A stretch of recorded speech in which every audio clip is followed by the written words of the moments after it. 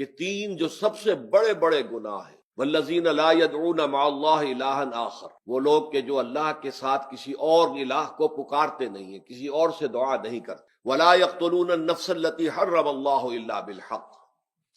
نہیں انسانی جان کو قتل کرتے ہیں جسے کہ اللہ نے محترم قرار دیا ہے مگر حق کے ساتھ، یعنی کوئی قانون کی دفعہ ان کے اوپر لاگو ہو جائے تو بات دوسری ہے۔ قتل عمد کے قصاص میں قتل ہوگا، یا یہ کہ زنا اگر شادی شدہ مرد یا عورت کرتے ہیں تو ان کی سزا جو ہے وہ رجم ہے، جو قتل کی ایک بہت ہی شدید شکل ہے، یا مرتد کی سزا قتل ہے،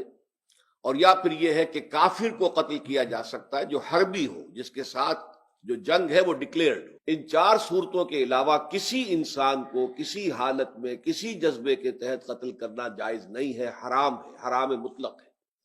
یہ ہمارے ہاں جو وہ عزت کے نام پر آنر کلنگز جو ہو رہی ہوتی ہیں، یہ